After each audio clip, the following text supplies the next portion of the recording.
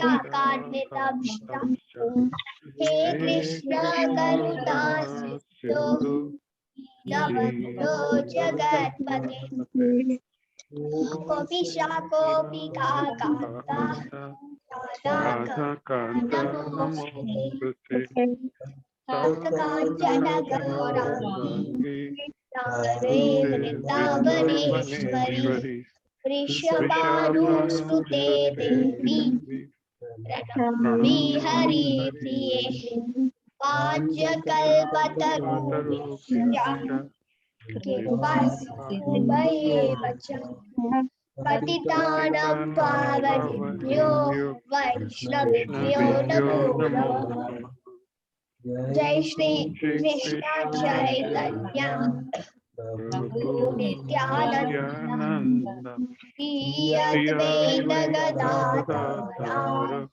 वासंति Gaur भक्तवृंद Hare Krishna Krishna Krishna Hare Hare Hare Ram Ram Ram Hare Hare Hare Krishna.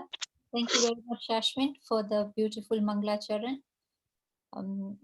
Hare Krishna, everybody. Today we are very lucky to have Madan Gopal Das Prabhuji with us.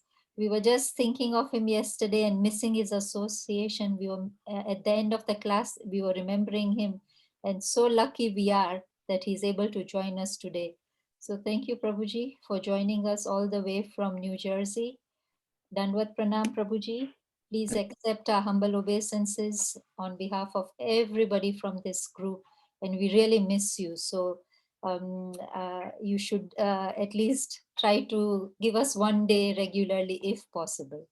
Please accept my obeisances to all of you wonderful devotees, and I will definitely try to come more frequently. It's been a little busy, but I miss our group as well, and I miss these nice discussions. I benefit more from them as well, from all of your input. So thank you. Hare Krishna. Hare Krishna. Prabhuji, we are the last text of chapter 8. We are reading the Bhagavad Gita as it is. Chapter 8 is attaining the Supreme. And you were there in the beginning for us, and now you are there with us at the end. So this is our great fortune that you'll help us summarize and get the essence of chapter 8. So Prabhuji, you lead and we'll follow. Thank you. Hare Krishna. Om-Jnana-Timirandasya Jnana-Anjana-Shalakaya Chakshungitamena Tasmai Shri Gurave Namaha. Obeisances to all of you. Special obeisances to Mansi Ganga Mataji. I see she's also online. Thank you. So you can hear me clearly, Mataji? Yes, yes, Prabhuji.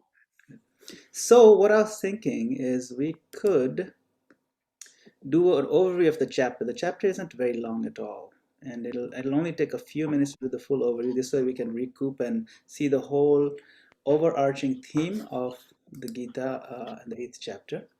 And then if you can, do I have the co-host or something, or just want to?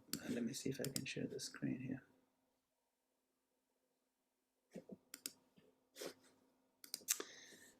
All right, I'm going to try to share my screen. Yeah, okay.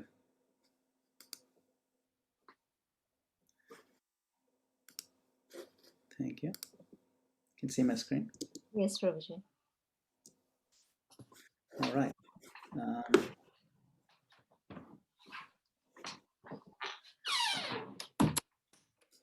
Okay, so this is in the beginning of the 8th chapter. Arjuna asks a number of questions. Okay, so we'll move through this very quickly, and then we'll reach the end, and then we can focus a little more on the end, the last verse. Okay. So Arjuna said, you mentioned spirit, soul, and soul and karma. What are these different terms? What do they mean? Because he wants to understand now more technically exactly how to define them. You mentioned the essential reality of every object, the divinity and effort. What is that? What are all these things? You also mentioned that devoted souls attain the highest destination by thinking of you. So please explain a little more detail how that whole thing works. So Krishna is very happy to answer these questions. So then very quickly he lists out one by one the definitions. As per what Krishna is trying to say, the context of the definition. So it's important to understand. So Krishna says spirit is the supreme indestructible energy. That's the spirit. And soul is that inherent essence of what you are. You are the soul. That's your essence. That's who you are. And karma is this work and the actions that creates the cause behind every situation that happens. For example, your future birth. So any activity that creates another future material birth, that is called karma. Now, karma, maybe you may consider certain reactions to be very favorable or comfortable, and certain reactions to be very uncomfortable, very painful. But generally, anything that creates a future material birth is a karma. And then essential reality of every object in this world is to disappear. Everything is going to disappear in this world. And the essential nature of all divinities is the original person. That is the Supreme Lord. He is the essence of all divine beings.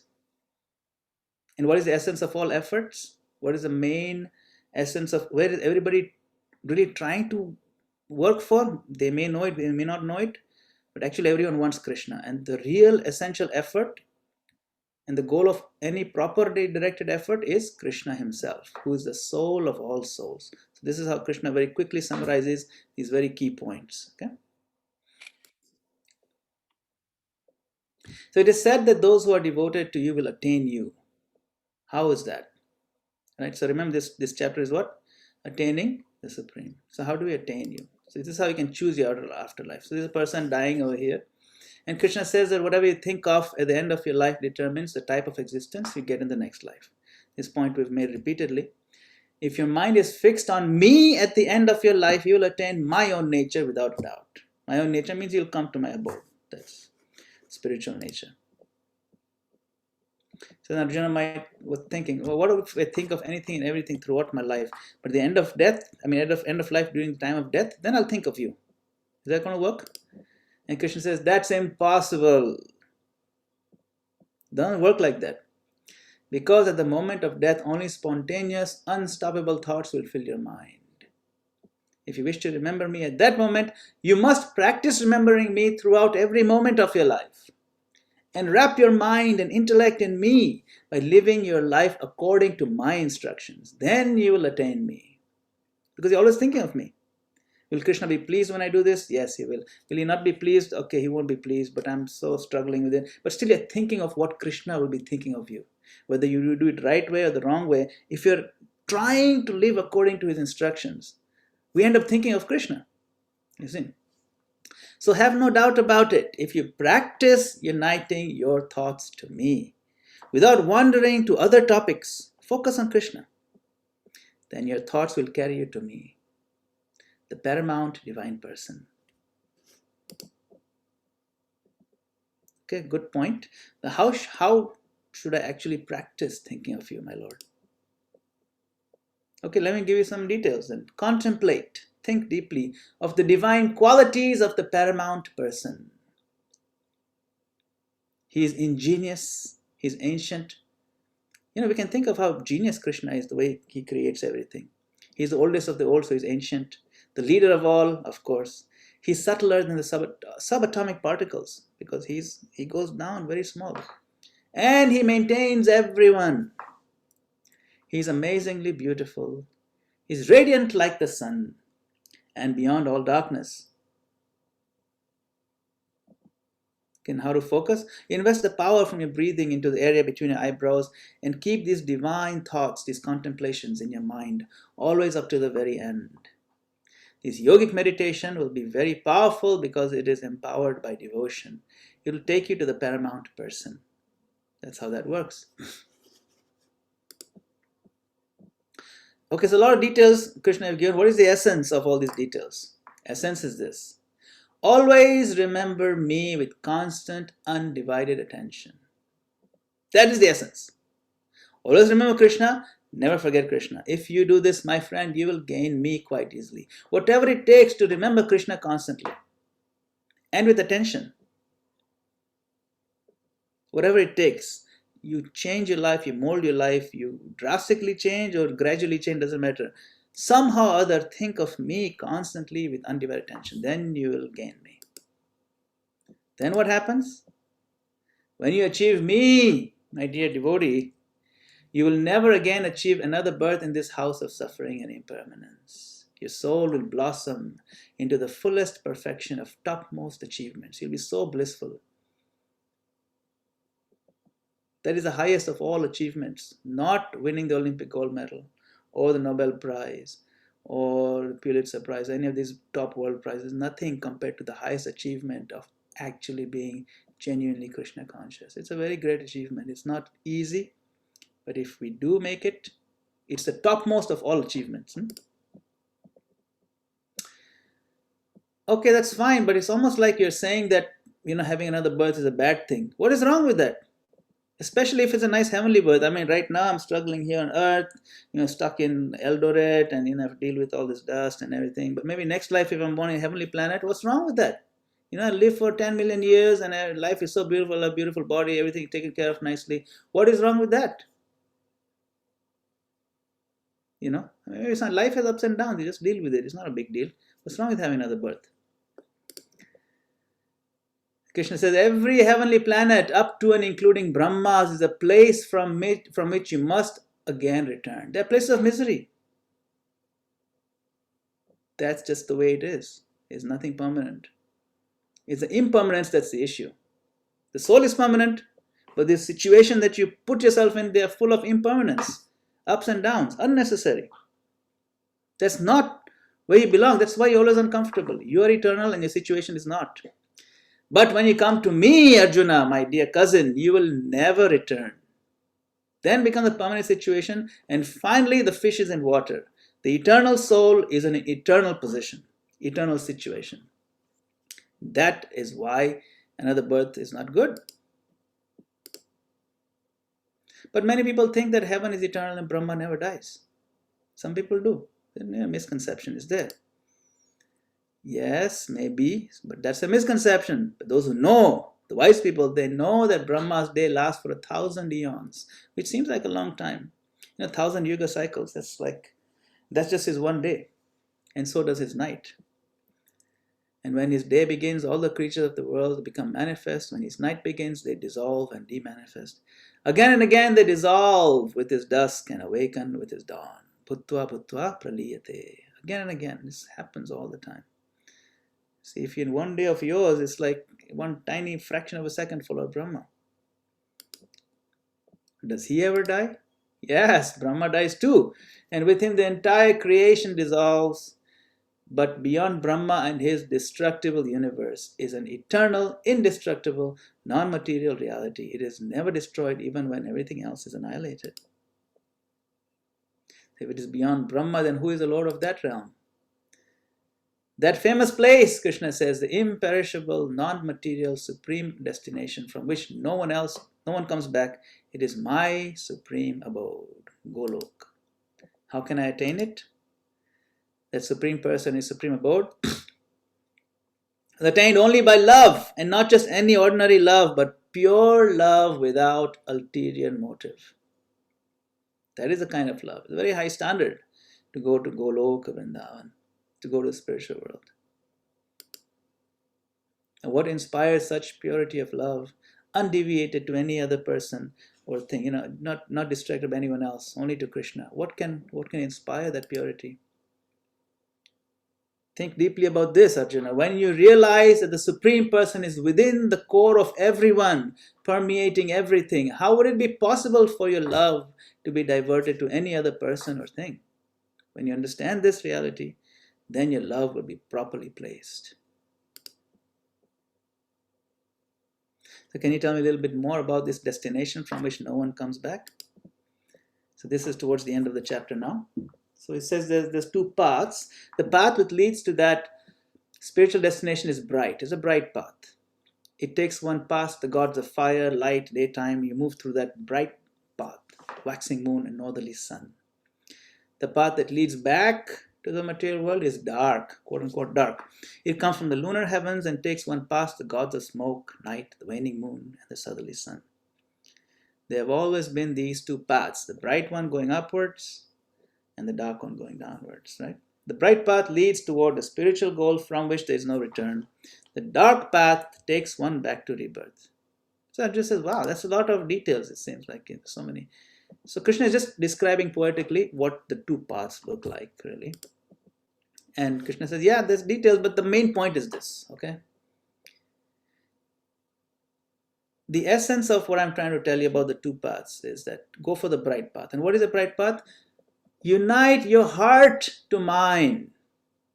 That's all. That is all you really need to do to be a yogi and to attain the original paramount abode, surpassing all the best results obtainable on any path of philosophy, ritual, austerity, or charity. That's the essence. All right? So this is the end of the chapter. Now I will go and read that verse from today.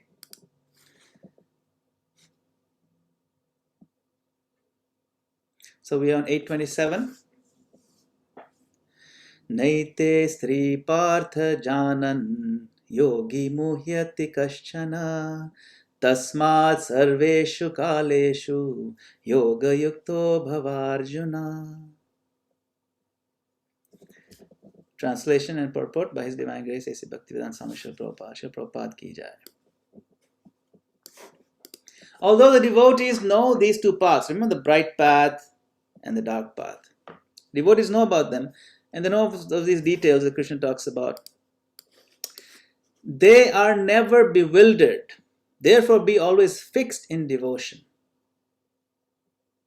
So you see, Krishna, he is telling about the smoke and the sun moving in the southerly direction and the waxing, waning moon. These things are important. They do matter. And they are a matter of concern. But not for devotees. You see, Krishna is basically trying to give a contrast, okay? If you die when the sun is in the southern hemisphere, northern hemisphere, if you're in the Karma Kanda framework, those things matter a lot. And Krishna is just giving that as a reference. But here he is saying, if you're a devotee, you don't need to worry about those points. You see? So why is he bringing that up? To get Arjuna worried? No. To show that devotional service is so much higher than Karma Kanda, that things that are traditionally considered concerns are not a concern for devotees. So he's giving reassurance. Don't worry then. If you're a devotee at that point, don't worry if the southern half or whatever, doesn't matter. So that's the point of this last verse. And he's saying these are many details, but the essence is what? Essence is be fixed in devotion. See? Tasmat, therefore, sarveshu kaleshu, all the time, remain connected. Yoga yukta bhavarjuna. Be fixed, be connected with me. Be absorbed in Krishna consciousness. Right, and Srila Prabhupada's purport. Srila Prabhupada says, Krishna is here advising Arjuna that he should not be disturbed by the different paths the soul can take when leaving the material world. A devotee of the Supreme Lord should not worry whether he will depart by arrangement or by accident. It doesn't matter. The devotee should be firmly established in Krishna consciousness and chant Hare Krishna, Krishna Krishna, Hare Hare, Hare Rama, Rama Rama, Hare. He should know that concern over either of these two paths is troublesome. Not to worry about it. The best way to be absorbed in Krishna consciousness is to be always dovetailed in his service. See, do everything we do in our life, dovetail it means direct it, reorient it to Krishna's service. And this will make one's path to the spiritual kingdom safe, certain, and direct. Safe means nothing can ruin that path. Certain means there is no question of whether it will fail or not. It'll succeed. And direct means it's not a long way around. It's a straight way. So safe, certain, and direct. What is that? When we dovetail our life and absorb it in Krishna consciousness, as taught by Lord Krishna in Bhagavad Gita, and as exemplified and spread all over the world by Chaitanya Mahaprabhu, and then given to every single town and village by Srila Prabhupada. That is the path. It is safe, it is certain, and it is direct. The word Yoga Yukta is especially significant in this verse. Yoga Yukta, right? One who is firm in yoga is constantly engaged in Krishna consciousness, in all his activities. Shri Rupa Goswami advises, Anasaktasya Vishayan Yadharham Upayunjata. One should be unattached in material affairs and do everything in Krishna consciousness. By this system, which is called Yukta Vairagya, one attains perfection. Therefore, the devotee is not disturbed by these descriptions because he knows that his passage to the Supreme Abode is guaranteed by devotional service. So, Yoga Yukta. Yukta means, infused. And yoga means connected. Yoga means a process of connection. So one who remains connected with Krishna, infused with Krishna, with constant affection. Affection means like priti. Priti means like affectionate love. Then to that person, Krishna gives this proper understanding. He says in verse 10:10, Tesham satata yuktanam. The same word is here, yukta. Those who are yukta, satata means always. To them who are always yukta. Yukta in what? Bhajatam, they worship me, priti purvakam. All the time with priti, affectionate love, genuine love for me. If they are absorbed all the time, satata, and with priti purvakam, to that person, dadami buddhi yogam tam yena mamapayantite. To that person, I give that understanding by which they can come to me. So Krishna repeats this concept of yoga yukta everywhere. And that is his main message. Connect yourself with me. That's the essence. There are many concerns. I'm going to tell you about these concerns. But I'm also going to tell you don't need to worry about some of these that may seem important.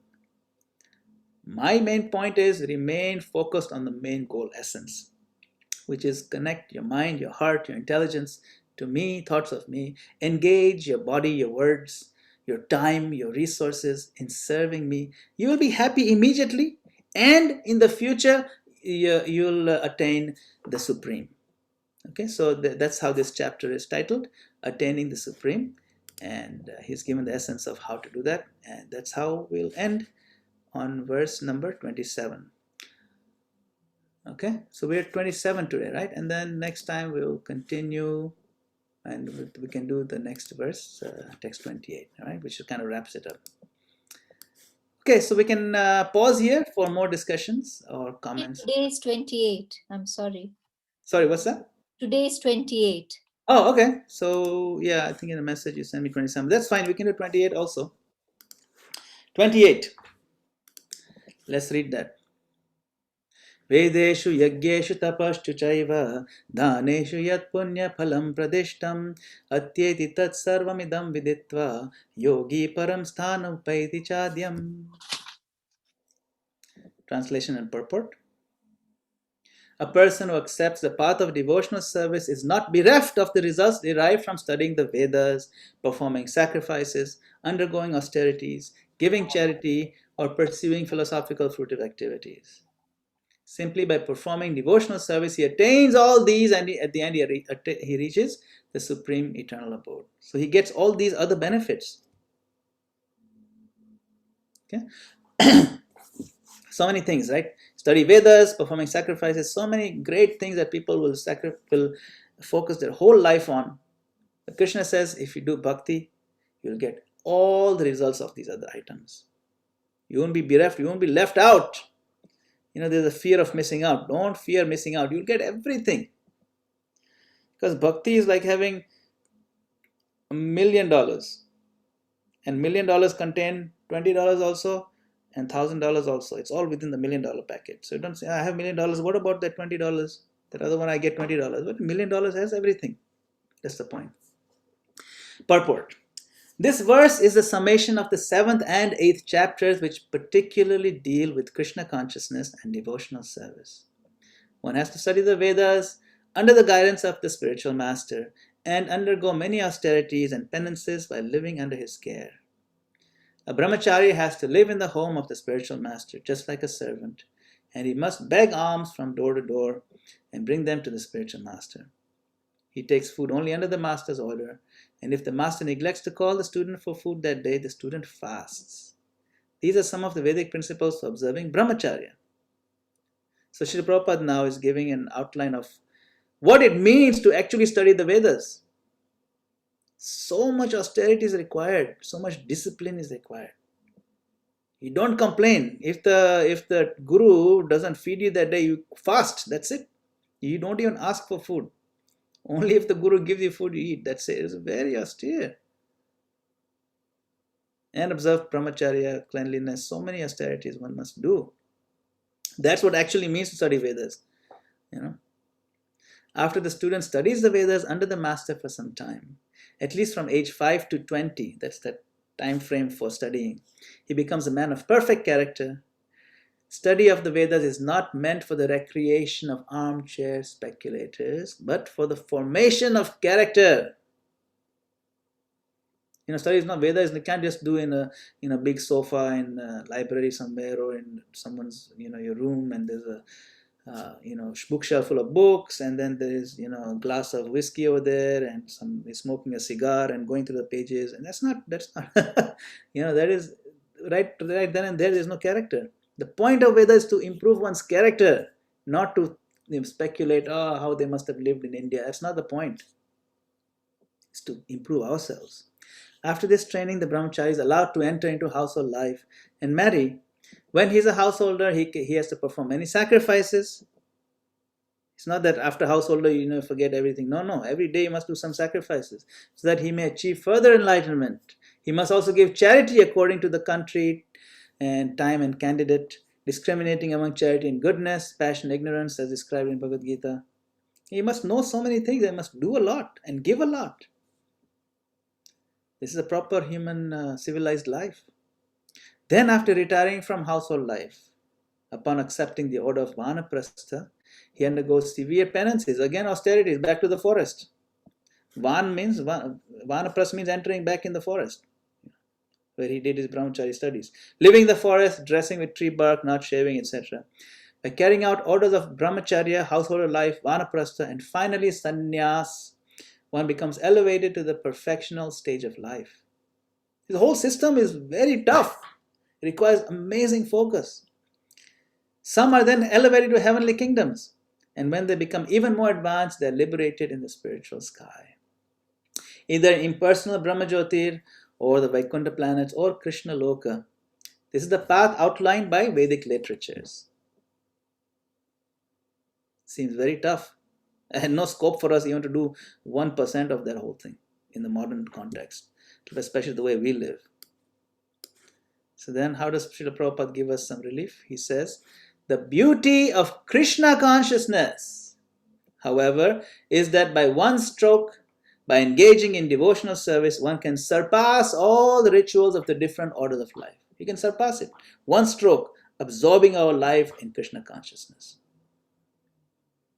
The words idam viditva indicate that one should understand the instructions given by Sri Krishna in this chapter and the 7th chapter of Bhagavad Gita. One should try to understand these chapters not by scholarship or mental speculation, but by hearing them in association with devotees. The point of this study is not so that, I can memorize and I can show someone else how much Bhagavad Gita I know. No. The point is that we sit in a circle of devotees to intensify our devotional heart, to intensify our love for Krishna, to give us inspiration to absorb our mind in the process of Krishna consciousness, to engage more sincerely in the service of the Lord. That is the whole point of this study, not to show off how many verses I know.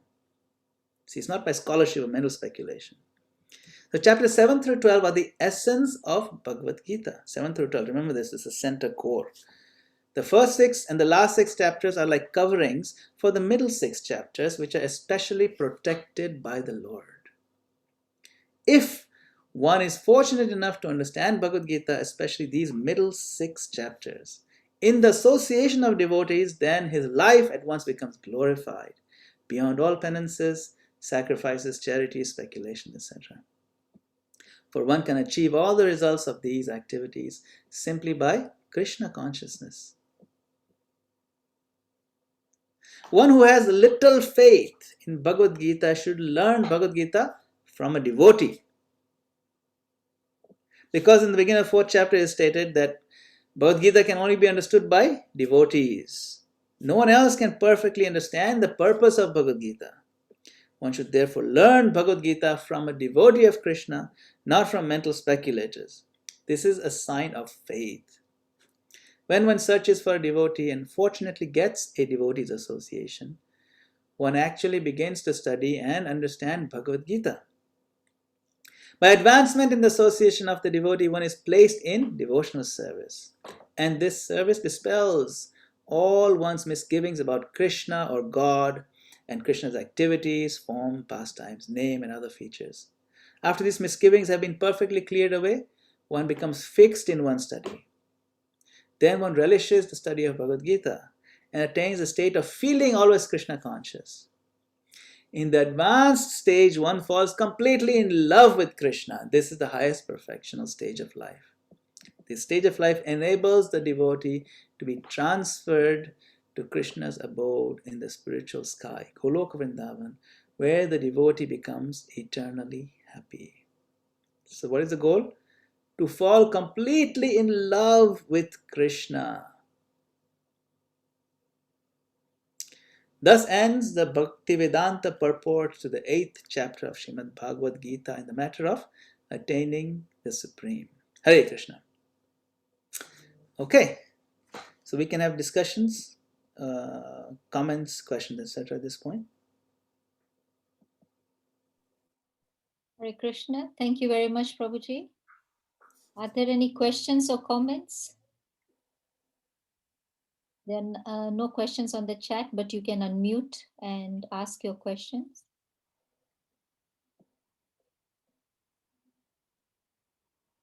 Oh, I noticed dear Govinda Prem Prabhu is here. Pranam Prabhu.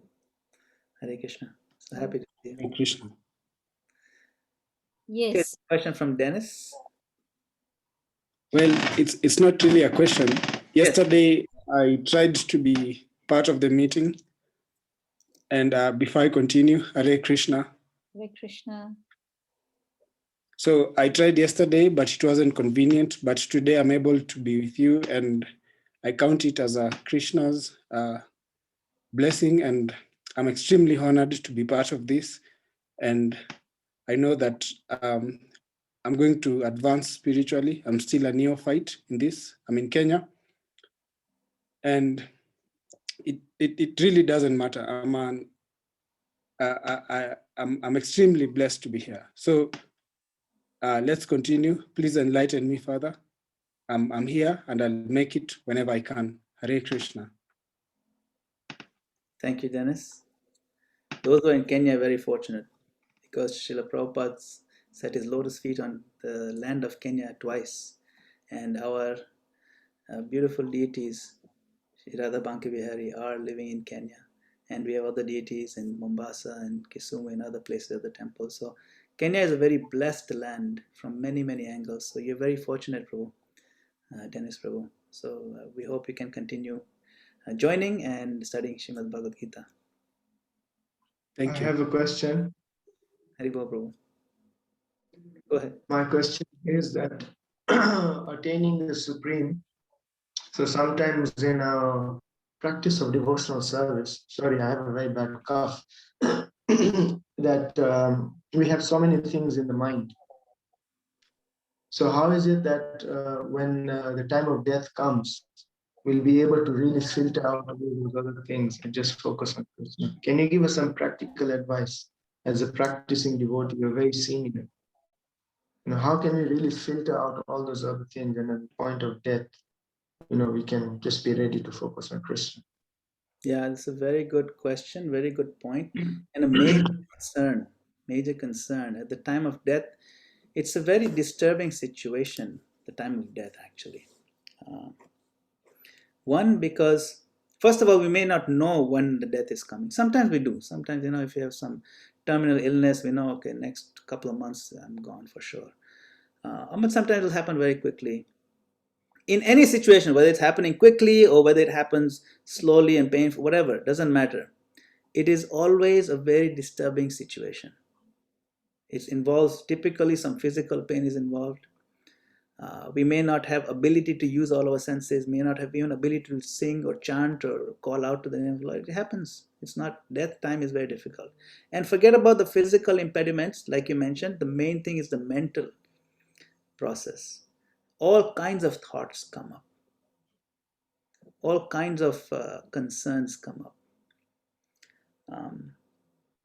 And so in this, and this is very pertinent to this chapter specifically, where Krishna outlines the importance of dovetailing our life so that we are always thinking of him. Right? Always think of Krishna, never forget him. Now, when a sadhu gives a blessing, sadhu is a great soul, he gives a blessing to any fortunate person. The blessing is Krishna matir astu. Mati means what? May your consciousness be oriented toward Krishna. Now, what does that actually mean? That means we're all walking on some path towards some goal. So where is my life oriented? What is my ultimate goal? And is that goal always in my mind, is visible in my mind? That is called mati. Where my goal is very clear, I want Krishna. That is called Krishna mati. So if my mati is oriented toward Krishna, then all the other things that I think about, all the things that I do, all the things that I aspire for, all the things that I daydream about, all the things that I night dream about, they'll be oriented around moving in that direction, increasing my closeness to Krishna, removing impediments for that. That is called Krishna mati. Okay, so the process of Krishna consciousness is designed to make all our mati aim toward Krishna, reminding us, this is not important, this is important. What you think was important is inconsequential. And what you have been disregarding, that is of highest importance. So those kind of things are constantly being taught to us, and we have to try to practice imbibing those thoughts. And when we practice imbibing those thoughts, what happens? Our emotions get heightened. We get actually happy because we're coming closer to Krishna. Even the thought of the possibility of coming closer to Krishna makes us happier. What to speak of actually making, so our emotions are tied to our thoughts, and the emotionally charged thoughts are the ones that are the loudest in the stage of our mind. So now this is just to give you some background. So what that means at the time of death, when our mind is so cluttered with all kinds of thoughts, especially the emotionally charged ones, the ones that are loudest will determine where we end up going in next life. You see, the ones which are tied to the strongest emotions will be the ones that will be prominent at the time of death. Not necessarily the ones that are tied to the grades and how intellectually depth, intellectual complexity we have accomplished in understanding. No. Those things will sink to the bottom. The ones that are tied to emotion will rise to the top. Therefore, Krishna says, Mad Bhava. The bhava, the emotional connection has to be made when we practice Krishna consciousness today. Am I feeling excited that the curtains are going to open and I'll see the beautiful Lord? If I'm not feeling excited, I'll have to check why today I did not feel excited. Why is my mind becoming dull? You see, the emotional component is very important. Am I feeling very sad that I still have so many material desires? That's good, because now you're emotionally concerned. You're emotionally crying to Krishna, Krishna, I'm so fallen, you please save me. That is going to save me. My emotion, like crying for Krishna. Krishna says, I think it's one of the Puranas, Krishna says that bhakti means one who sings my name and cries for me. That is the one who's following bhakti. You see. So why does he say that? Because that emotional touch is very important. That's what grabs us, and that is what's going to dominate our thoughts at the end of life. And the thoughts at the end of life are going to be chaotic. But it doesn't matter, even if there are 5 chaotic thoughts, if all of them are emotionally connected to Krishna, very good. And that is our success. Another concern, what if I'm so involved in technical things that I'm working on? My mind is just thinking of that. Like Tamal Krishna Maharaj, he told Srila Prabhupada that, Srila Prabhupada, last 3-4 months, all I'm thinking of how do I get the bricks, how do I get the cement for the building the temple, and the steel guy hasn't come yet, and we have to make that payment. We haven't got enough donations. I mean, so many things he would say, and the book sales are not happening. And my main concern is this temple is, getting slowed down. What happens if I die and I'm thinking of bricks and cement? Where will I go? Will I become a brick or what? So Prabhupada said, no, what's going to happen?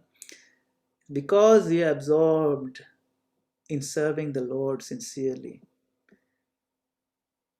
Chaitanya Mahaprabhu will personally incarnate in your mind at the time of death. Prabhupada gave him that assurance. So we should not be too concerned about the clutter of thoughts if we have made a sincere, genuine attempt to incorporate our emotions and invest them in Krishna and have our mati, orientation toward Krishna. Then when we are involved in technical things to serve the Lord personally takes incarnation into our mind at the time of death. But this point is very important. How our mind is at the time of death is very important. That's why we should try to develop the practice of always turning to the Lord. Whether we are up or we are down, or even we are normal. Turn to the Lord always. If I'm driving a car and all of a sudden another car comes, just suddenly he breaks the red light and I almost hit him. What words are going to come out of my mouth? Is it going to be, oh, Krishna? Or is it going to be a bad word? Sometimes we have practice of saying bad words. That's just what we are, So that's the question to ask ourselves. Why didn't I say Krishna? Why did I say a bad word instead? So then if I ended up saying bad word, okay, next time this happens, I have to make sure I say Krishna's name. So this is a practice, right? Krishna says practice and detachment. Control of mind is not easy, but it's doable through two things, practice and detachment. So we catch ourselves doing wrong, correct ourselves. And at the same time, the whole thing is a mental purification process. But that is a big project. The whole goal is at the end of life, Ante Narayana Smriti. At the end of all this, if we can remember Krishna, that is our perfection.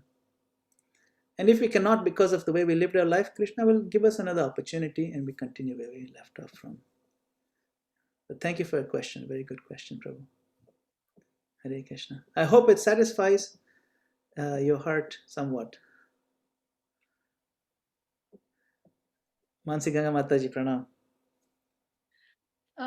Can I add a little comment? I just remembered something about this Ante Narayana Smriti. Like you said, how emotions. We had one Srila Prabhupada's disciple at the manor. Her name was Asta Shaki. Very hilarious, very funny devotee, always joking about life. But she was so accident prone, amazingly accident prone.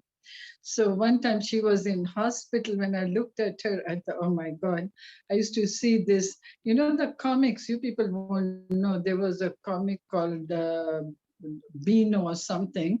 And there was this desperate Dan always in hospital with bandages and things tied up. So I looked at her and I said, oh my God, I'm seeing a real picture of what I used to see in comics. And she says, you know what she's saying? Laughing. She's got her leg tied up, her hand here, everything in bandages.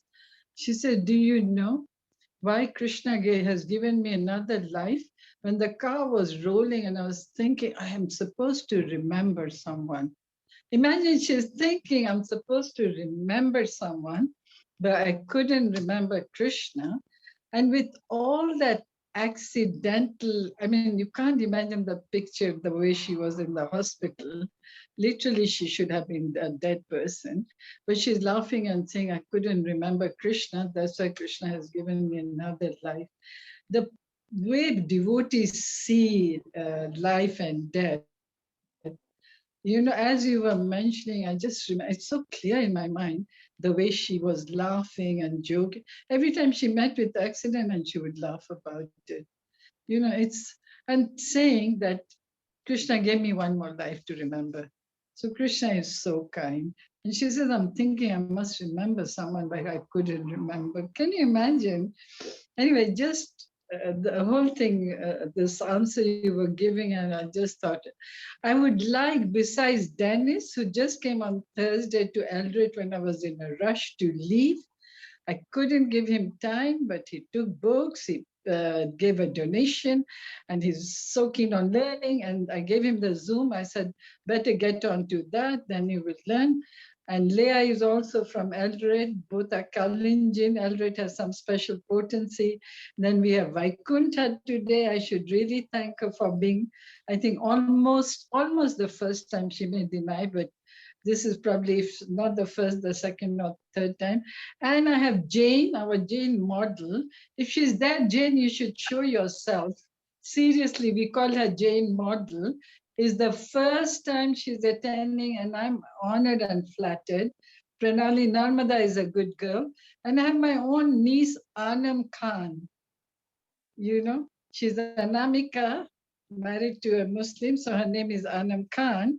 She's been attending off and on, but I forget to thank her. And of course, none other than Melinda is Madhu Rupa, initiated devotee, but very sincere, very serious, very keen on hearing. She comes as and when. My side, I've thanked them and happy to see them. Now you continue. If Kritika wants, then she can type. Hare Krishna. Thank you. Danvat Pranam, Mataji. Danvat Pranam, Govinda Prabhuji. Thank you all for joining in. We have Yeah, I got a a question. question. We have a question from Divyesh Prabhuji. And after that, I can share whatever I wanted to share. Divyesh Prabhuji. Hare Krishna, Prabhuji, Mataji, everyone. Hare Krishna. Thank you so much for today's lecture. Mine just more of a comment. I've been thinking recently, reading this chapter about thinking of Krishna at the time of death. And that made me wonder and question myself, when I'm alive, how many times am I thinking of him? And that's a very important question. It just keeps on coming to my mind every so often. How many times are you thinking of him now? Because we don't know when death will come. Could be in a few seconds, a few years, God knows. So what keeps on coming and playing in your mind is that how many times are you thinking of him now, today, this second? So that's been what's been coming on. I just thought I'd share that. Hare Krishna. Yeah, that's a very good question that we should ask. And that's a very good prayer, actually. You know, Srila Prabhupada used to pray this prayer. It was written by Kulashekar Alvar, King Kulashekar. Mukunda Mala Stotra is a book. And Prabhupada used to sing this. He used to pray like this. So Krishna Tadiya Padapankaja Panjarantam Adyaiva me Vishata Manasa Rajahamsa Prana Prayana Samaye Kaffavatta Pittai Kantavarodhano Vidho Smaranam Kutaste. So he's praying, the king is praying to Krishna that Tadiya Pada Pankaja, your lotus feet, you know, they're like lotuses, you know, and allow my mind to dive underwater, and just like a swan dives underwater. Rajahansa, the king of swans. My mind is the swan. Allow me to that mind to dive and just absorb into the flower stems of your lotus. Why? Allow me to do it now, immediately. Please let me do it. He's praying, let my mind absorb in you. Why? Prana prayana samaye. At the time of my life air coming out. Prana prayana. When I'm dying. Prana prayana samaye. Kapha, vata, pittai. This mucus, bile and air are going to be clogging up my throat. Kantavarodhana. Kantavarodhana means clogging my throat. Kantavarodhana vidhau smaranam kutaste. How will I be able to think with this complicated, chaotic situation when my throat is covered with this? I won't be able to call your name. This is a very realistic prayer. Ask anybody who has mucus problem. Ask anybody who has bile problem. Ask anybody who is over the age of 75, 80. How, when those things happen, it really overwhelms. I know from a young age, because I had very severe asthma. I know what he's praying, because I was like a 90-year-old man when I was 5 years old. So I know the experience. It's not easy. I couldn't breathe. It's not easy. So Then what is Kulashekar saying? Let me remember you now. That's why, Divyesh Prabhu, your point is very valid, very powerful point, Prabhu. Thank you for sharing that. Because am I thinking of you now? If I can't think of you now, will I think of you there? So that's a prayer to Krishna. Let me think of you now, my Lord. You're so beautiful. My mind, let it be like a swan who enjoys your thoughts. And then Krishna being kind to us, if our prayer is genuine, sincere, he will award us that. Why would he turn us down? We want to do something that he is very pleased to see that we want. So why would he turn us down? We have to pray every day with a lot of sincerity. That's all. It takes some intense effort to prove to the Lord that, no, my Lord, I've had enough of this drama in the material world. Trillions upon trillions of lifetimes I've tried to pretend that you are not there. Please now help me reorient myself toward you. Allow me to think of you. Beautiful thoughts, because you are a lotus and I am a swan. Let me enjoy. And every day let me do it, because the time of death, I don't know. May not happen. So let me do it now. Good point. Thank you, Prabhu. Thank you very much, Divyesh Prabhuji. My thoughts were similar to what you were saying. In fact, after reflecting on this chapter 8, I've been checking myself, and during the day, there are lots of times when I've forgotten Krishna. I'm so involved in my work, and I check myself, oh my God, I have forgotten Krishna. And it has really put things in perspective. So it's very difficult, even when you are well and there is no what cup with you're not on your dying bed. Even when you are okay, it's for it, at least for people like me, it's difficult to remember Krishna. So this chapter has really put that in perspective. And then um, day before yesterday, I was watching a YouTube lecture, and I'm sure everybody has noticed this. When you're watching a recorded session, in the bit in after some time there is an advertisement, and then after advertisement again it starts, and it starts from where you had left, so it doesn't have go all the way back. So I have been consoling myself the last 24 hours that at least even if I died this minute and if I have not remembered Krishna, please, please, please don't rewind me. Now that I've realized, just like the YouTube, the advert is the death, and then when I come back, at least let me start from where I left. So this chapter has at least enlightened me a little bit about myself and how I should be remembering Lord Krishna. I won't take much time because there's another question. Madhurupa Devi Dasi Mataji, you have a question? Kindly. Yes, Dandvat Pranam, Madan Gopal Prabhu, and all the devotees, and especially Mansiganga Mataji. Mataji is so kind. She never misses any chance to just praise me. You know, I'm just a very neophyte devotee, but she always praises me. So she's so humble and kind. Okay, so now my question, rather my fear is that it's all related to all the questions we just now talked and discussed. Like 2 days back, I was not well. Yeah. And I was not very, I mean, too sick, but I was not well. So that time I was not able to chant or take a bit bag in my hand and, chant my rounds and all that. And I got so worried that this is just a very small, like some, what you call sickness or something. And I'm not able to do anything. So what will happen if like something more serious happens, or at the like same like Govinda Prem Prabhu said at the time of the death. Somehow I tried to listen to YouTube kirtan and all that, keeping beside me the phone, but that was my real fear. And somehow I just managed. So more than my sickness, what I was said about this thing, that I'm not like able to do any chanting or bhakti or anything. So I'm just so fearful now that what will happen when something more serious happens. And the other thing, I have another question also. So when we always tell, and Bhagavad Gita, whole of Bhagavad Gita says that we should always of course remember Krishna, and you, like you said just now, that our mati should be in Krishna, it should be Krishna mati. And whatever karma or whatever we do, we should offer it to Krishna. Like That is the way of living. But in our life, like in our material life, we have sometimes arguments or even fights with our near and dear ones, or even our family members, which is no relation to devotion or devotional services. So in that circumstances, we never remember Krishna, or we actually forget Krishna, and we just fight or argue on the basis of materialistic things. So how do we recover from all these things? So that is my question. If you can please help me. Thank you. Yes, thank you very much. Yeah, yeah. So your first question was regarding that even in small incidences, we can't remember Krishna. What to speak of a time of death when it's going to be so much more serious.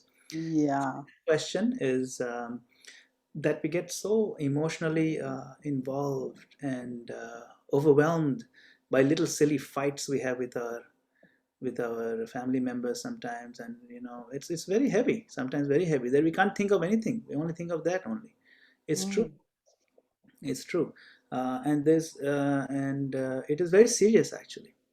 It is serious. Our entanglement, गूंचवड़ का है ना, entanglement Yeah. in material world is so deep, and especially the subtle entanglement. Subtle, Mm. એટલે આપણે શું કહેવાય, સૂક્ષ્મ રીતે. So in a very subtle way, we're very attached emotionally to certain things. Like if my neighbor is going through some issues, it doesn't bother me so much. If they do something wrong, it doesn't bother me. But in my own house, the most important relationship is between daughter-in-law and mother-in-law. That is heavy. Everything revolves around that. Daughter-in-law wants to kill mother-in-law, mother-in-law wants to kill daughter-in-law. How dare you do this? And how dare she treats me like she doesn't know that? So then that becomes a crux of our life for 20, 30 years. So heavy sometimes. They make movies out of it and TV series out of it, because it's such an important part of out of material entanglement, right? So these things we have put in too much investment of emotion. That is the problem. We can't let things go very easily. That is another problem. Maru kayelu courage કેમ નહીં? Why? How dare she not even do what I said? Those kind of things, they really get us, because we think they are so important, and that is because our false ego is very strong. We have a hard time forgiving small things. We get angry at small things, and then those emotions intensify and attach themselves to our heart. So now, what is the solution for that? Solution for that is, we know in Krishna consciousness we are taught to chant Hare Krishna Mahamantra. We know that is solution. That we know.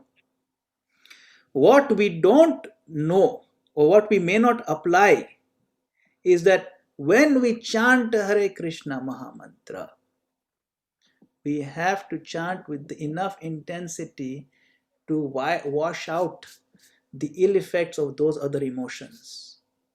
That we don't know. If we do the Hare Krishna chanting half-heartedly, without emotional charge behind it, emotional feeling, then the promise that is given, that when you chant Hare Krishna, everything nice, that promise will not be reached, because we're not putting the full effort. Okay, so now, okay, then what should I do? I'm chanting Hare Krishna 16 rounds every day. I've been initiated. I'm still angry at my mother-in-law or daughter-in-law. I'm still angry at so many things. I'm so angry at my brother because he doesn't talk to me for 10 years. So many things we bother. How do I apply now this beautiful process of Krishna conscious chanting japa and this other ridiculous, complicated life that I've been born with, I grew up with, everybody in my family talks about it, that's all they talk about on phone, everything. How do I use the japa situation to completely pull myself out of this mess? That is your question. So, Yeah. how to chant japa? So I'm going to share something that actually I gave a seminar on this, but I'll just share this one screen. So when we chant japa, there are certain things that make it very effective to pull us out of these complex things. Okay. So one, we have to chant japa with feeling. Chaitanya Mahaprabhu, when he chants japa, he's crying tears of joy. We are not crying tears of joy or anything like that. Okay, so how to do that? This is important to understand the importance of japa with feeling. Bhakti Siddhanta Saraswati Thakur says the name is heart deep, not lip deep. Just is not enough. Your heart has to be in it. And Vrindavan Das Thakur in Chaitanya Bhagavat says that bhakti means crying while remembering Krishna's name. Otherwise, we're not doing bhakti. Am I crying? No. So let's get to that point. And Krishna himself says that I am purchased by one who sings my name and cries before me, not by anybody else. I think this is a very high goal, man. How is this possible for me? I'm just still on the superficial level. It's not possible for me. I'm not that advanced that I'll cry with Krishna's name. But Krishna is saying this. When Krishna is purchased, then Krishna takes care of all the other complexities. Our emotions for Krishna should be much stronger than our emotional entanglement, other things. It is not easy to pull ourselves out of those emotions because we are accustomed and we are conditioned to think of that only. So the only way to improve is not to stop thinking of that, but to start thinking of Krishna much more intensely. How can I do that? So these are called stepping stones toward successful japa. Okay? Japa is the solution. There's no other solution that I'm going to give you here. The solution you're already doing. I'm just giving some guidance or some tips on how we can get our heart into it strong enough that we'll wash away other things. That's all I'm proposing. So, there are certain emotions. Love is very difficult to reach. But certain emotions are easier to reach. Like gratitude. Thank you, Krishna. In spite of such a hectic family, at least I was born in a situation where the culture is conducive for Krishna consciousness.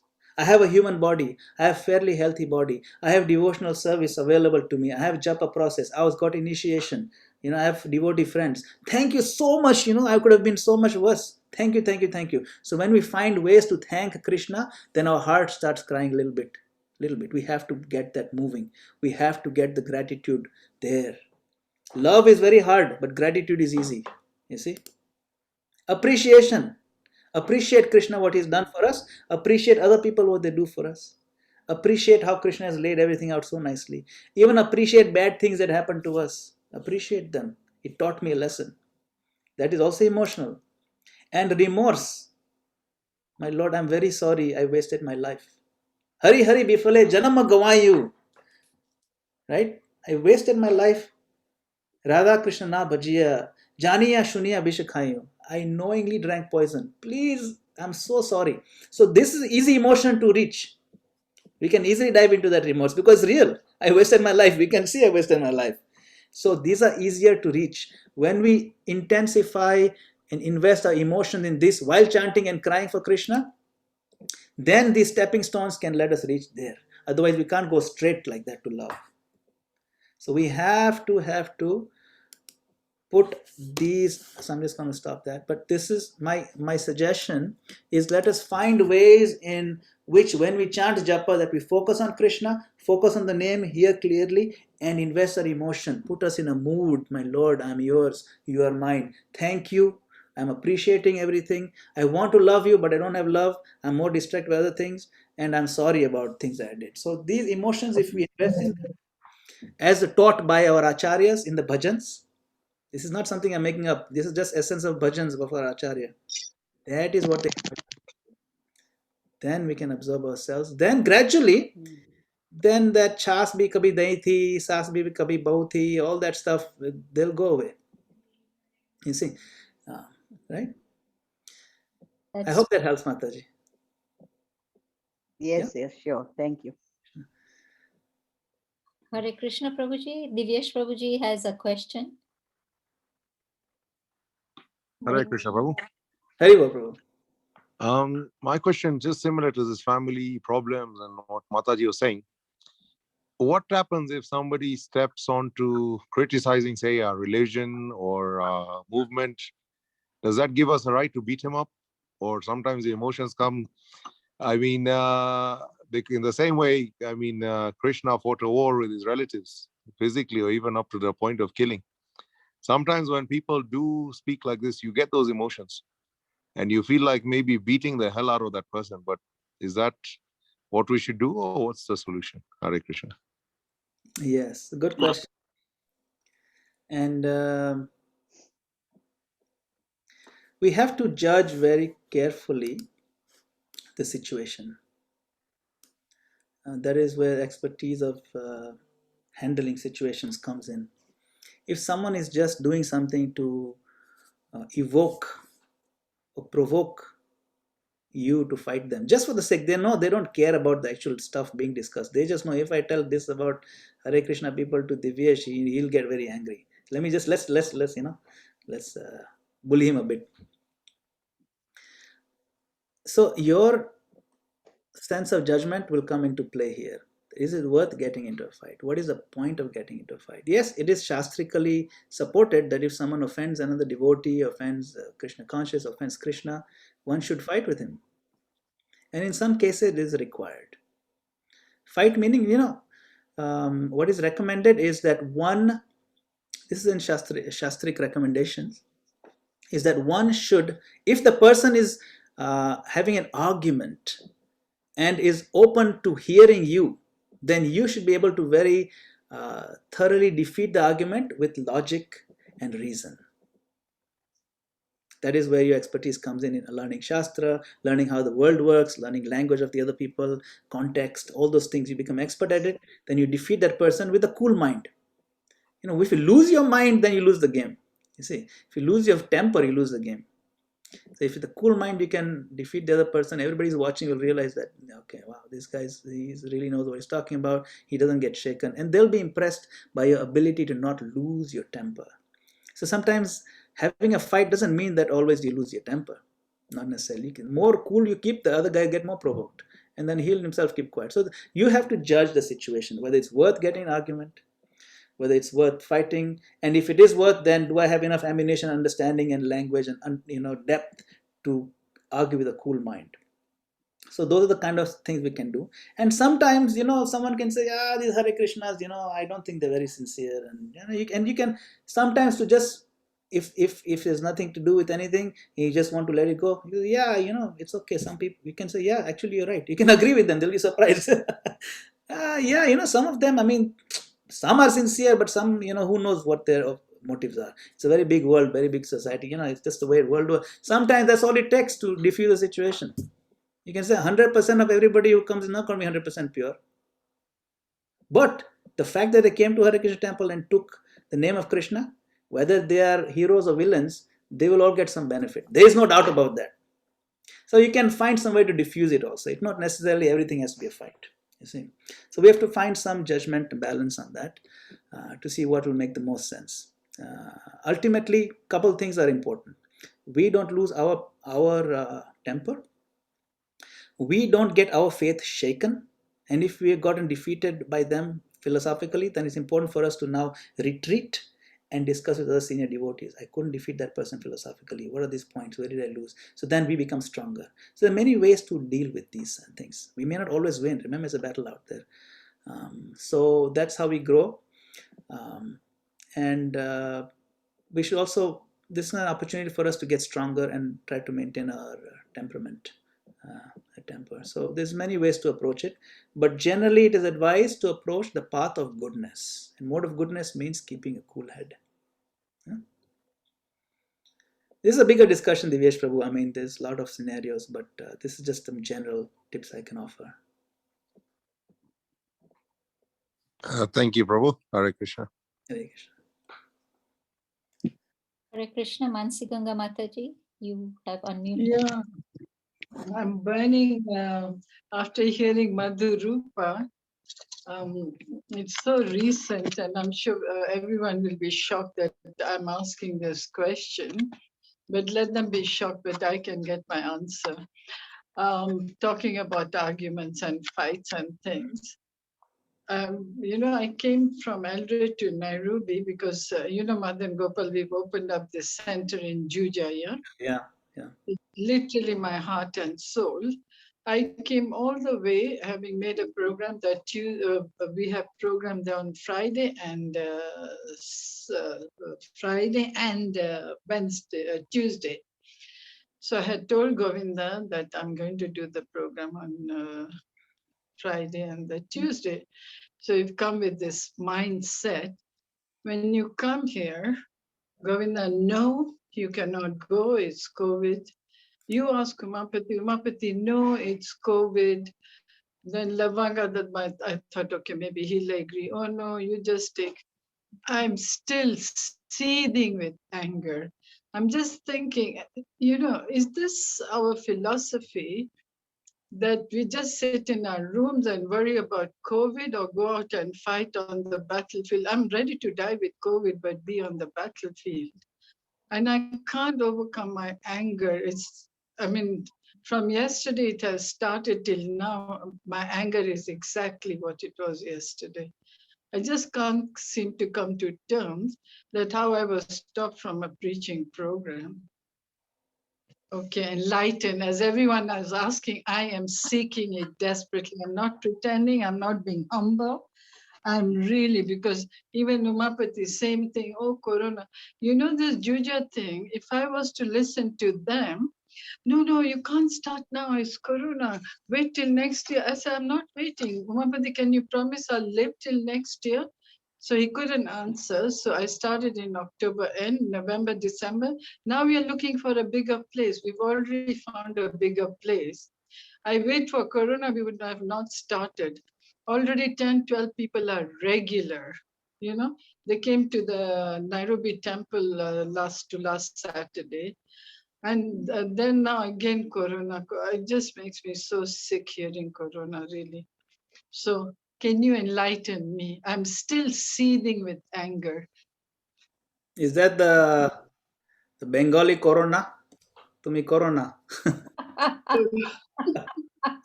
That's the problem. Everybody now is saying, don't do this, don't do that. I mean, Tumi Corona. Yeah. Corona, yeah. Yeah. No, it's, But I think, yeah, it's, first of all, there's, even among devotees, there have been disagreements, even among the great pure devotees, even among the gopis, there's disagreements. So disagreements is a standard thing that's there everywhere. And certainly there'll be disagreements here. But I think your point is very valid, that priority of spreading Krishna consciousness should be given. Bhaktivinoda Thakur,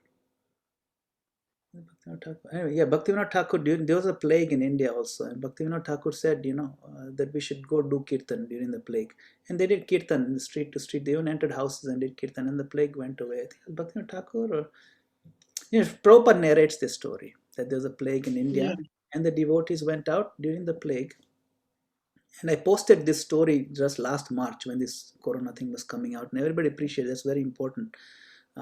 So I think, if you just ask my opinion is what you're doing is right. You should not be stifled, especially you've already grown so much in Juja. You have some momentum going on there right now. You don't have any cases. The cases worldwide are going down. Vaccinations are going up, and so on. So things are looking up. And if you're following the proper guidelines and procedures, just wear masks. I've seen some of those. There's nothing wrong with that. I think devotees should be encouraged now to do so. In UK, unfortunately, we had corona incidences earlier on last year, right, when we had gatherings, and some devotees got it, and some devotees passed away because they had early gatherings. So devotees did lose their lives back then. But today, that was, excuse me, Madan Gopal, let me interrupt. Yeah. That was Shruti Dharma's funeral. Right. That time Corona was not such a pandemic. So unwittingly they were there and they caught it. It was not like people knew how bad the virus is. Right, exactly. And that, it was out of ignorance it happened. Right. So that's what I'm saying is, back then the situation was different. Today it's different. Back then, also they didn't have many treatments back then. Like if like for example, Bhakti Charan Maharaj got it, right? And he was supposed to give a Zoom class on my channel that day. He said, I'm coming. And then he didn't show up for the Zoom class. I had to give the class that day, stand in for him. And it turned out that is the day when it hit him last year. you know. And now if that had happened to him maybe 4 months later than it happened, they had enough treatments, proper protocols to have taken care of it, and he would have been okay. But see, that is a different situation. So what I'm saying is, and your point is very valid, that situation back then, we can't apply we can't apply those considerations today, because today things are quite different. It's a lot better. People know the treatments and all that, and also people know how to take care of themselves. As long as you're observing certain protocols, I think we're better off. We still have to be careful. This is not a substitute for being careful. We should be very careful. But I think Kirtika Mataji, who is the epidemiologist, can tell us better. The doctor better listen to her. Yes. An immunologist. Sorry. But yes, vaccination programs have been rolled out in the US and the UK. We have just started in Kenya, so 2 days old. We have started vaccinating. So it's not so much of vaccination yet. So I understand the concerns of Rukma Prabhuji and the temple in Nairobi for not letting you go considering your age. And we all know that you don't wear your masks. Mataji, I know you so well. So when you asked the question, I was second really that. laughing. I was really laughing because I know what they don't want you to stop your preaching activities, Mataji. They fear for your safety. It is still a reality in Kenya.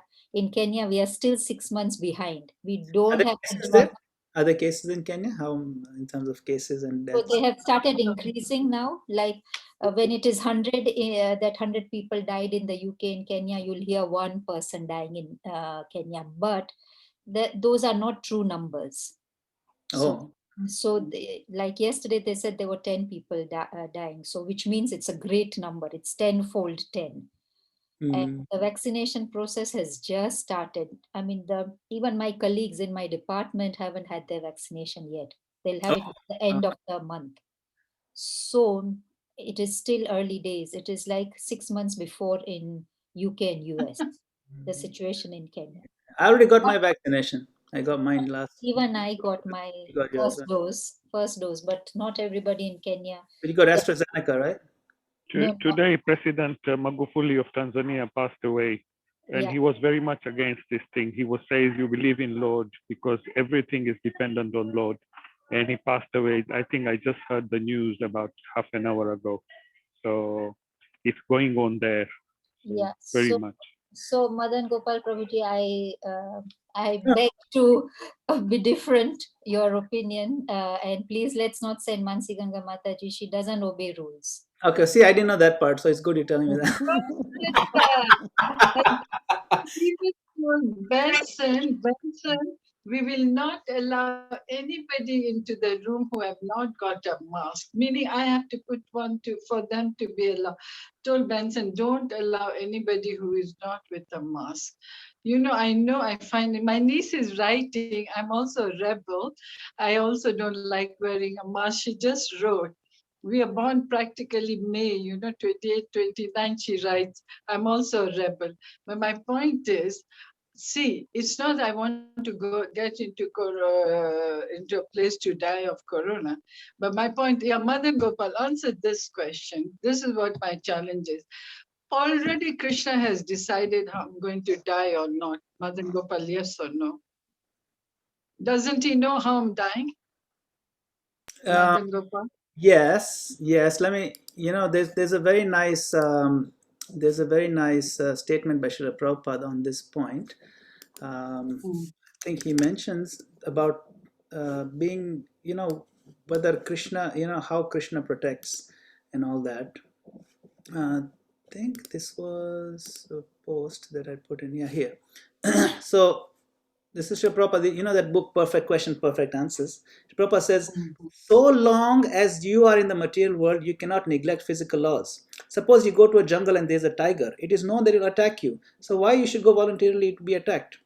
It is not that a devotee should take physical risk so long he has physical body. It is not a challenge to the physical laws. I have become a devotee, I challenge everything. That is foolishness. This is Prabhupada's statement.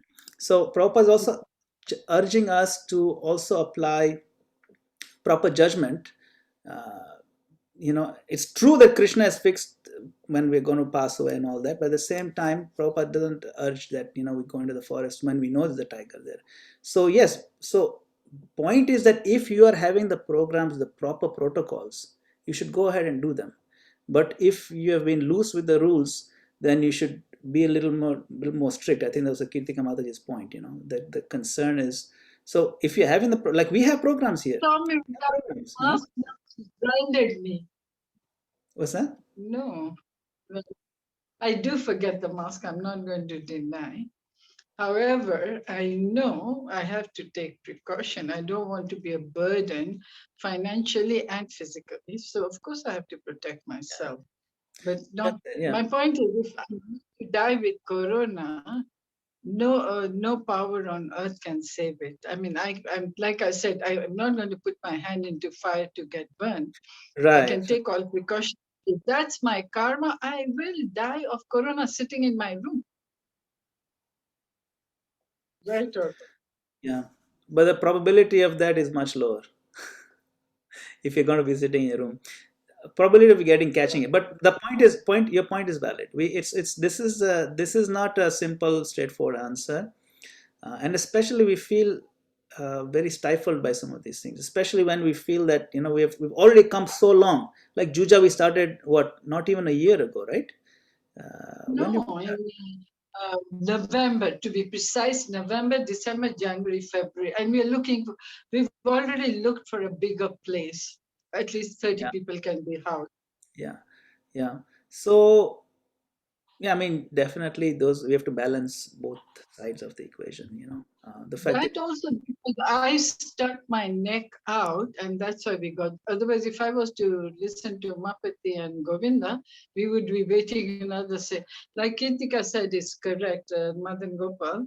In Kenya, it's on the rise, especially Nairobi is very badly hit, more than Eldoret and Kisumu. That's true. However, I have been going when I was told not to, like, Krishna is the doer. You can see the success. So why should I stop now? You take precaution. I come back, I'm gargling, I'm drinking hot water, I'm doing everything needed. And I should not be proud tomorrow I'll end up with a chest problem, but my chest is stronger than Govinda's anyway. He was coughing, right? I said, if anyone, you'll give me corona. Yeah.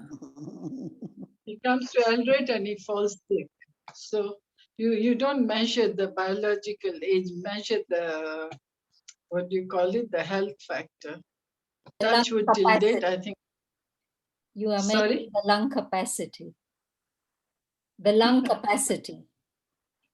I don't know what that means. Yeah. Mansi Ganga Mataji can demonstrate a lung capacity, especially when there's argument going on, Yes, that's true. Okay, there is a question from Divesh Prabhuji. I think that is the last question. If Prabhuji doesn't mind, we can go on. But I think we have eaten into his time.